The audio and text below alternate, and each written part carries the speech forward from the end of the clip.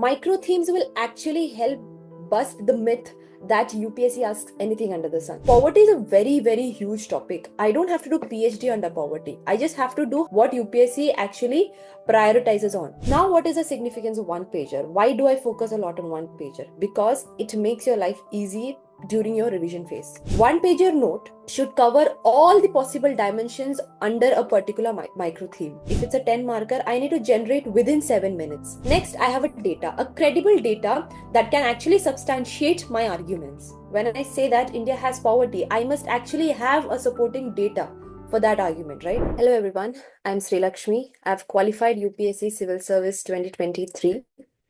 And in this video, I'll be telling you how to make GS1 specific one-pager notes. Now, before showing you the one-pager notes or telling you or explaining you about one-pager notes, I would briefly like to explain you the importance of microtheme-based preparation. Now, what are microthemes? Microthemes are generally not directly given in the syllabus. So UPSC has given a very detailed syllabus. In that, under which, like if I'm specifically to take GS1, so there is architecture, there is literature, and then you have the modern history part as well, and then multiple subjects, right? Under which there are a lot of PYQs that are asked. So architecture is directly given in the syllabus. Now, I do not know what under architecture is important, right? Now, I go to the PYQ. I actually look at the questions which are asked under architecture. So now I know rock cut architecture is an important micro theme under which UPSC generally asks questions. Temple architecture is another important micro theme in which UPSC asks questions. Now I have identified two important micro themes under the syllabus topic architecture. Right? So this is how you identify micro themes. Now, what is the importance of micro theme based preparation? Micro themes will actually help bust the myth that UPSC asks anything under the sun. When you study as per the micro themes, you're actually streamlining your preparation and you're making it, you're studying with precision. Right? You don't have to study the entire standard book. You don't have to cover a lot of things. You have to study the micro themes, identify what is in the micro themes, what are the micro themes, and you're good to go. Right? Now, how to identify these micro themes using syllabus and PYQs? Like I mentioned before, syllabus has given, in the syllabus, there is a list of things that has been given under various subjects. Now, I do not know what exactly under that. Like, for example, modern history, post-independence, 1857 to around 1947. It's an important period for our freedom struggle, right? But what under that? What under the Gandhian phase is important? Now, under Gandhian phase, the importance of women participation has been asked multiple times. Now, I know that's an important micro theme. So I'll just not study Gandhian phase from my standard book. Rather, I would actually study what UPSC wants me to study, which is the women participation under Gandhian phase, right? So how do I get this? I get this when I go to the syllabus and I go through the PYQs has been asked under that particular syllabus, right? Now, significance of having a one-pager note on micro themes. Now I have identified the micro themes. Now I'm planning to make a one-pager note. Now, as a beginner, including me, okay, including many UPSC aspirants, what mistake do we do at the start? We may or might not go through the syllabus, right? What we do is we study modern history or any other subject for that matter, and we start making notes. Now that could turn out to be very bulky notes. And in the end, we'll have like this bulky notes and it's very difficult to revise, right? So now we are like, we have too much to study and this is just, one subject and you have multiple subjects and multiple general studies paper. Now, what is the significance of one pager? Why do I focus a lot on one pager? Because it makes your life easy during your revision phase. It is very, very easy to revise from a one-pager note. Now, what should be in a one-pager note? One-pager note should cover all the possible dimensions under a particular micro theme. Okay. Now, I'll be actually sharing with you how to make these one-pager notes specifically for GS1. All right. Now, I'll just start with Indian society. No, these are my own notes. Now, the micro theme here is poverty. Now, how did I identify poverty? Because it has been given in the syllabus, and I have also gone through the PYQs, and I've realized that poverty is a important micro theme which UPSC generally asks. Now, this is the front, the first one is the front side of the page, and this one is a second side of the page, the back side of the page, right? Now you can see multiple things I have written here, like the definition, I've written data, I've written a quote, I've written multiple forms, reasons, I've written government measures, committees, I've written everything. Now, why did I choose to write this? How did I come up with these dimensions? That's a very important question to ask, right? Now, when I identified that poverty is a very important micro theme, I did go through the PYQs and realized that these are things which UPSC actually asks in those questions. Like I've literally went through the questions and realized that, sometimes UPSC asks, what are the multiple forms of poverty? Or UPSC has asked the linkage between population and poverty. Now, is population a cause of poverty or a consequence of poverty? Now, that has been asked, right? So I understood that that is a very important micro theme. Government measures have been asked. So I know that that's an important dimension which I need to cover, right? So under this, after go identifying micro theme, I go through the PYQs and I identify the dimensions that I need to cover. So it's very important, I need to know what has to be written and what has to be left. Now, poverty is a very, very huge topic. I don't have to do PhD under poverty. I just have to do what UPSC actually prioritizes on. Now, see, these dimensions which I covered are very like, these are priority areas which must be covered, right? Now, another important significance of one pager is that when I have a question on poverty, okay? Now, everyone knows that we have 7 minutes for 10 marker and 10 minutes for a 15 marker, right? When a complicated, so direct, UPSC will never ask you a direct question, or even it might ask, but not very frequently, right? Sometimes it's very complicated in nature. They ask some linkage from one micro theme to another micro theme or something like that. So I need to actually generate an answer. If it's a 10 marker, I need to generate within 7 minutes. Now, if I do not have a one pager prepared on it, or if I have a very bulky note, I might have not revised it in the first place, or I might not be able to recollect it from my notes, right? If I do not have a one pager, that's what I'm talking about. So actually, these one pagers actually help you recollect information and write it within those 7 minutes. Now you can see the first thing which I've written here is definition.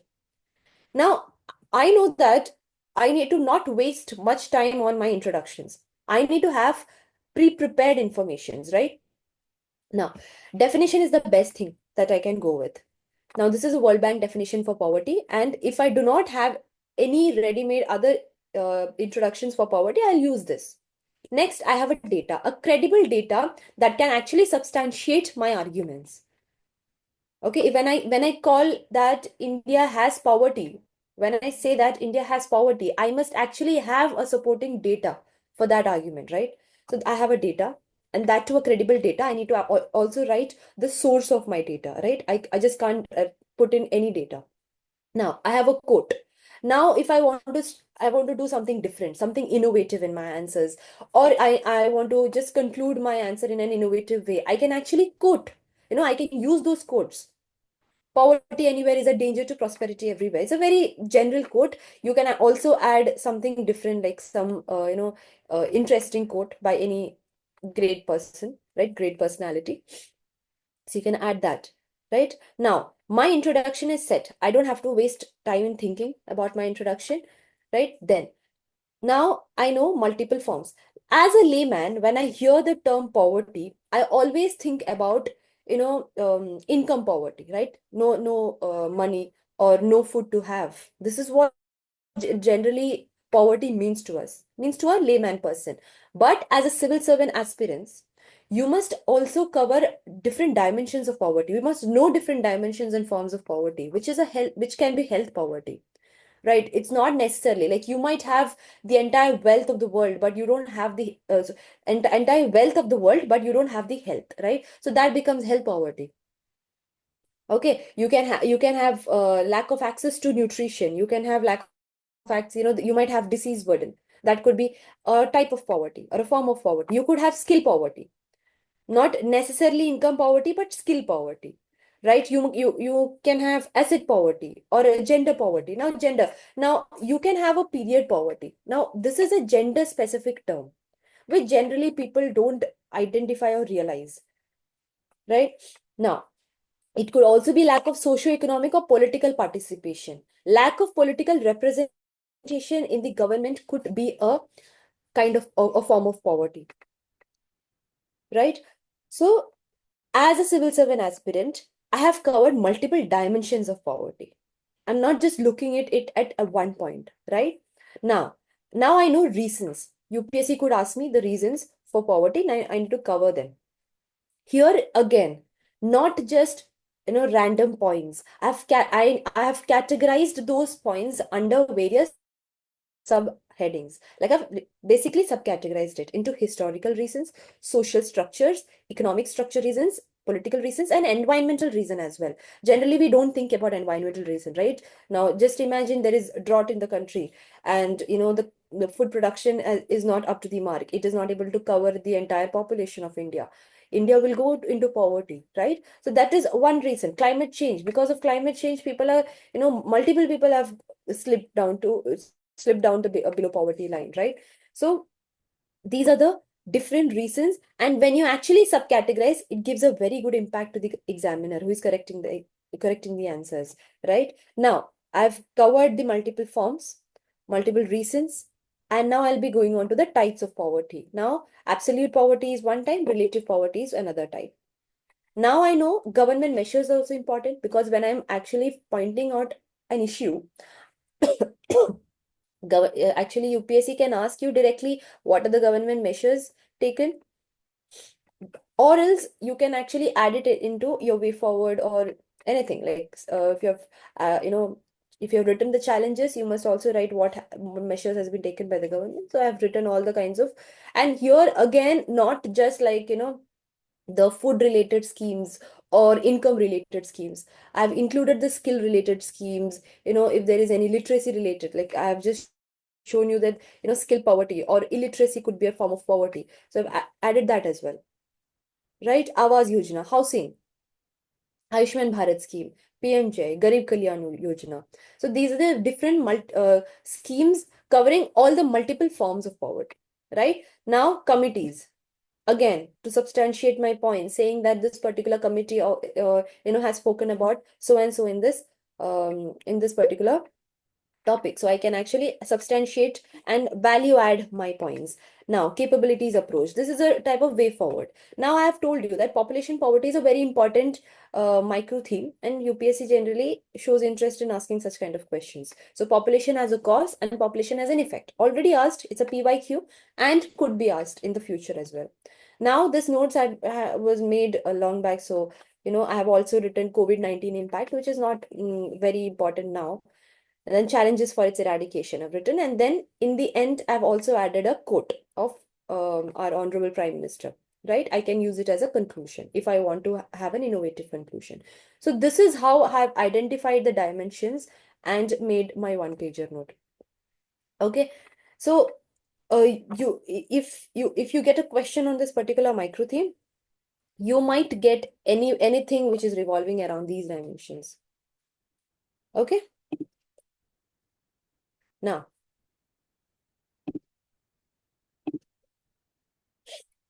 this is the next micro theme, which is regionalism under Indian society. Again, I have an introduction here, ready-made introduction. I have different forms of regionalism, which could be asked. Types of regionalism, suprastate, interstate, intrastate. I have examples also for that, so that I don't waste my time thinking about the examples. Okay, value addition done on the spot. I have also, identified an important dimension, because UPSC generally asks what are the reasons for regionalism. So I need to have, again, subcategorized into geographic, historic, and cultural reasons. Okay, political, economic reasons. Now, impact could be both pros and cons, right? It could be both merits and demerits. So regionalism, to an extent, it is good, because you will always focus on, your nation building, or, improvement of your state, improvement of your region. But when it actually is at the cost of someone else, that's where the problem lies. So impact, both pros and cons. Safeguards. What are the constitutional safeguards? Okay, Schedule 5, Schedule 6, Schedule 8. These are the constitutional safeguards. Then solutions. All the possible solutions are written, and a conclusion. So you can actually see how convenient is uh, convenient it is to have a one-pager note, especially during your revision, because revision is a task. Okay, covering your entire syllabus in a span of few days or few hours, it's very difficult, right? This is where one pager is to your rescue. Next important micro theme is unity and diversity, right? Then here again a quote by Annie Besant. Then all the kinds of diversity I have mentioned here, I've also added in India's map, because again, a different kind of presentation is important. Reasons for diversity, advantages of diversity, where are the where are the places where we show unity in diversity, and then the threats to unity in diversity, that also has been mentioned here along with examples, and way forward. Okay, be it a 10 marker or 15 marker, whenever UPSC asks challenges or any problems, it is important. As a civil servant aspirant, it is always important to give a way forward, right? You cannot end an answer in problems or challenges, right? Next, this is geography as a micro theme, like overall syllabus, overall subject. And under geography, I have identified ocean current as an important micro theme. Now, what under ocean currents? So geography people generally have issues in, writing introductions or conclusions. Now, here the best introduction for geography can be the actual definition of that particular term. So what is an ocean current? I have defined it. Now, what are the types of ocean currents according to depth, according to temperature? Then very, very important, geography maps are very important, diagrams are very important. So I've drawn a map here. So this is exactly how I'm going to do it in my actual exam as well, right? What are the different factors? Are there any examples to it? Now, what is the impact? Again, subcategorized into geographic, economic, and marine life. Now, behind this as well, there was a page which could not be added in this slide. So again, different dimensions identified after going through the PYQs. Okay. Again, another important micro theme is cyclone, definition of cyclone, tropical cyclones. Then generally there are questions on, the difference between tropical and temperate cyclones. That is also important. A diagram, very, very important. Now, why, the cyclones are largely confined to South China Sea, Bay of Bengal, and Gulf of Mexico. PYQ that has been asked. So the reasons for that, why cyclones, are more frequently occurring in Bay of Bengal than Arabian Seas in general scenario. These are the reasons for that. Again, important dimension which I identified. Now an important, kind of new events that are occurring is increase in cyclones in the Arabian Sea. Generally, the trend is more cyclones in the Bay of Bengal, but now there is an increasing trend of cyclones in Arabian Sea. Now I've actually put down the examples here: 2018, 19, 20, 21, 22. Then what are the reasons for that? And again, naming of cyclones are also an important dimension that UPSC has already asked. So I've given a brief, I've covered that dimension as well, right? Now, another important dimension is iron and steel industries. Industries are important. In that, a particular micro theme is iron and steel. And similarly, multiple industries are important. Again, here data. Okay, I've drawn a map showing all the important iron and steel industries.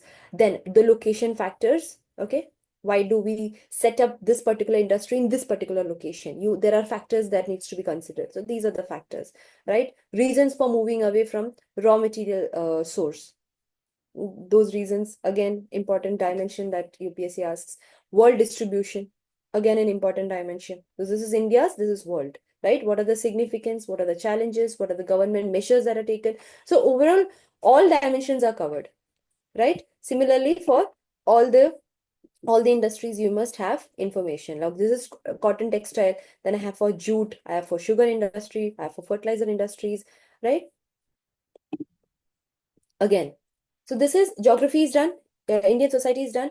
This is ancient history. In ancient history, Indus Valley civilization is a very, very important micro theme, under which I have added an introduction because ancient history, again, difficult to generate on the spot introductions. So I have done that.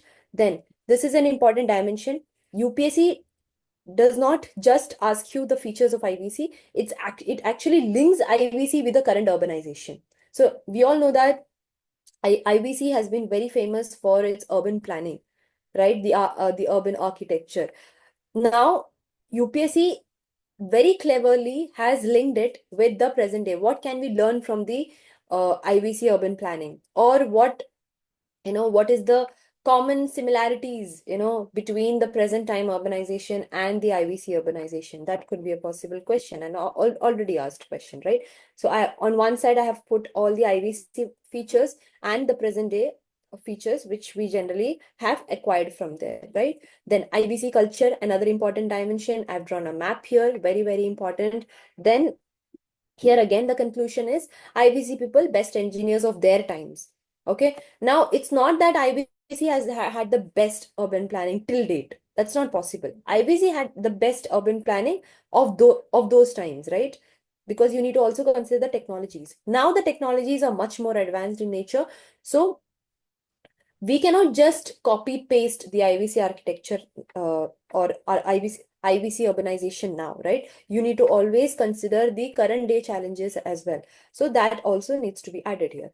Again, important micro theme is rock cut architecture, introduction, the evolution in a different, format of presentation, rock cut structures, religious buildings, military buildings, civil architecture buildings. I've also added a map here showing different rock cut architectures in India. Then important sources of knowledge. It's a very important theme generally dimension which UPSC asks. What what what is the kind of knowledge it gives about the culture of those times, social life of those times, religious life of those times, or political life of those times, economical. So this is important dimension again, which needs to be covered. Then again, an important microtheme is temple, in which I've written the introduction, then the different evolution of the temple architecture. Features, this is specifically for South India.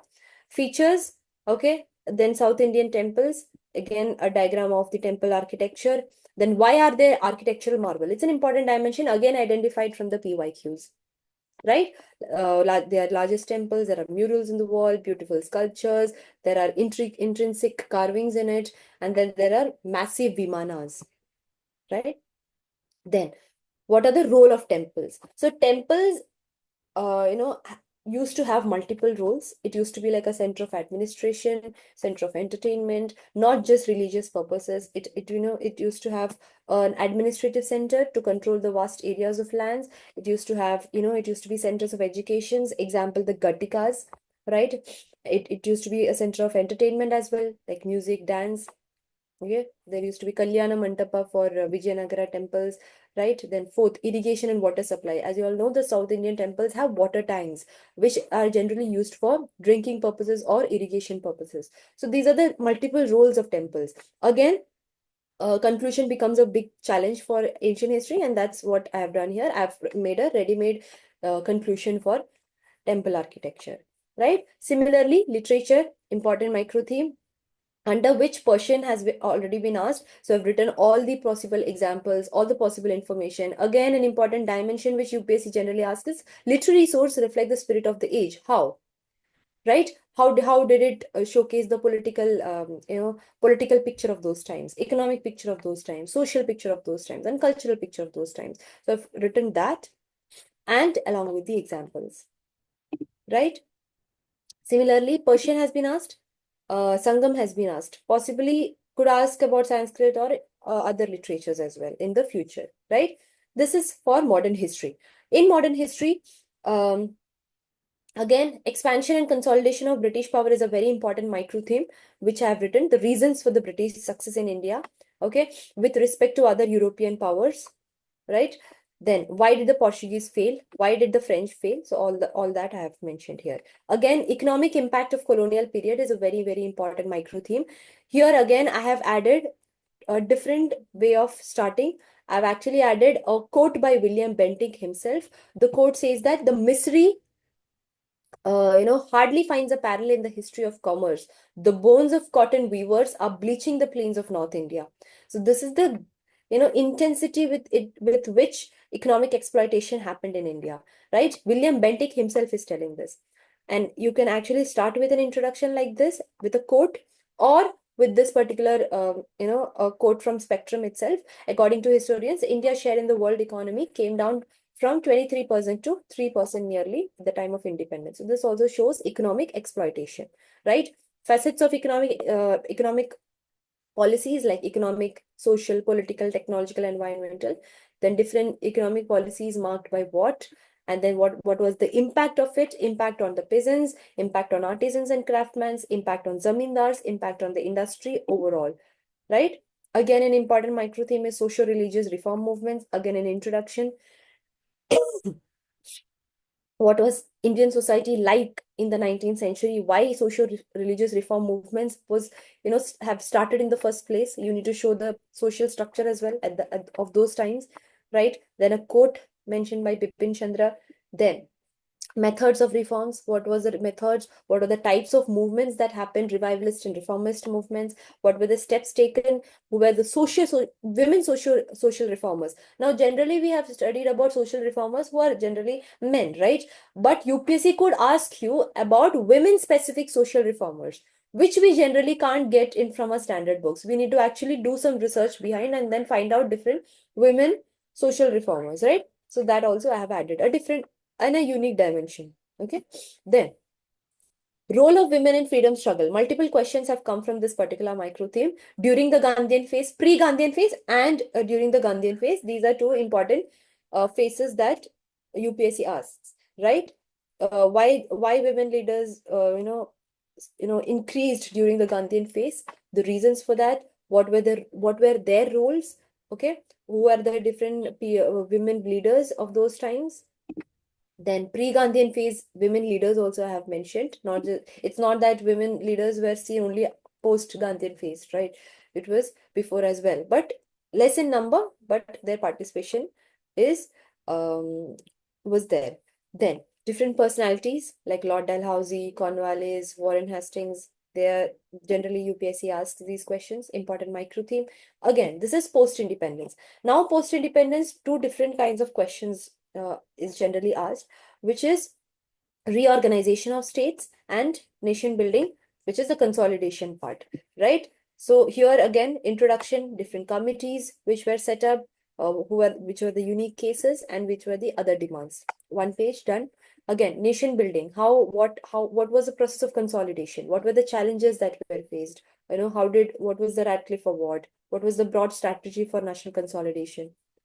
Again, dimensions identified after doing PYQ analysis, right? Now, I've shown you for every possible subject of GS1, the notes, one-pager notes. Now, this is a set of data. Now, this is for last minute revision. Like if I'm going into the exam hall and like I need to have a set of data to substantiate my points, to value add my points. I need to have a set of data available with me for my convenient revision, right?